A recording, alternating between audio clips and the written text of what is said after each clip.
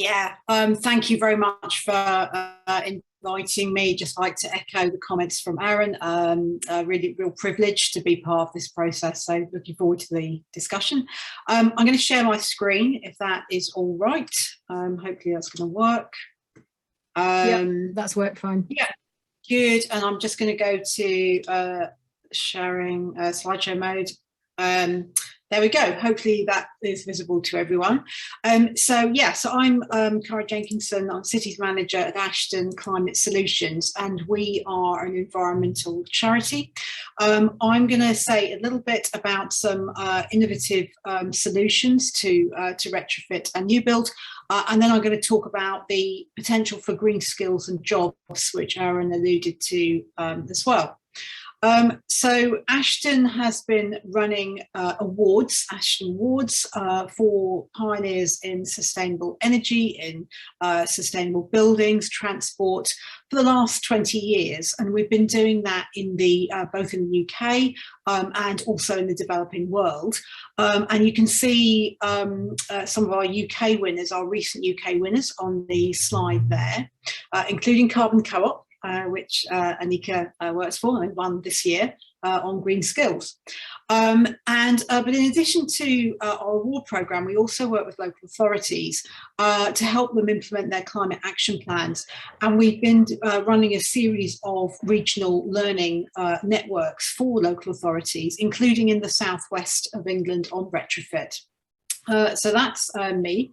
So looking at the first technology, something called Energiesprong. And Energiesprong means energy leap in Dutch, and it was in the Netherlands that this approach was developed. And it's really about a deep retrofit of homes. So looking at Aaron's very inefficient design, this is trying to correct all of that by putting a insulated shell around the building, putting on an insulated roof with solar panels.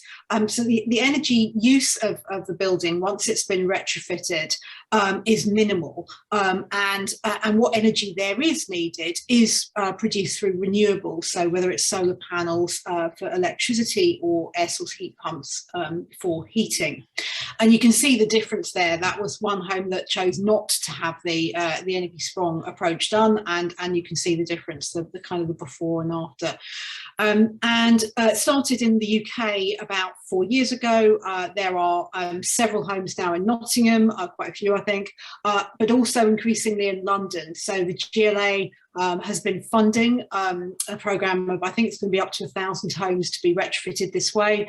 They've started already, and the picture on the right is one that was done last year in Sutton, who've got a programme to do quite a few homes there.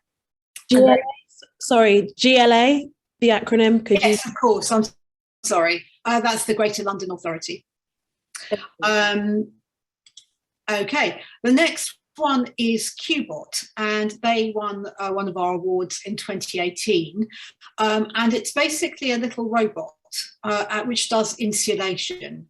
So a lot of homes in London and elsewhere in England have what's called a suspended timber floor, wooden floor, and it sits above the bottom of the house, and there's a little void there, little empty space, which is usually about 2 to 3 feet high, maybe smaller. And it's very hard for a person to go in there and insulate. There just isn't the room. So what this robot does is it just goes underneath, it does a survey to see where things like wires are, and then it sprays the insulation onto the floorboards from the underneath. And it's been an approach that's been used now in several thousand homes across the UK.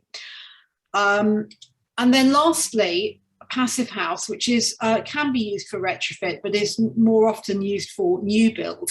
And previous speakers have talked about new build not being fully zero carbon. Passive house homes really are very, very low energy in use.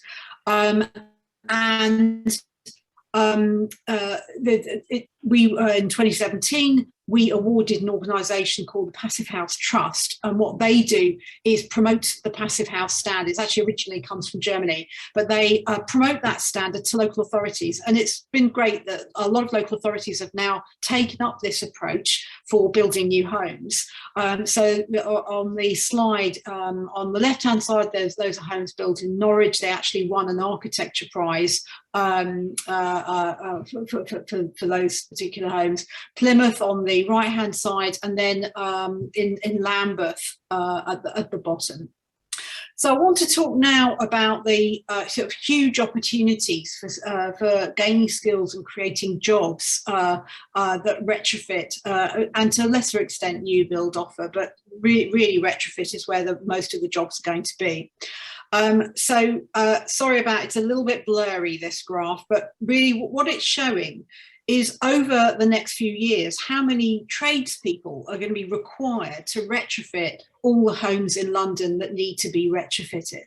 And you can see that each of those different colours there represents a different trade. So it might be general builders or insulation specialists or plasterers, electricians, etc. And you can see that thousands, even tens of thousands of new jobs are going to be needed.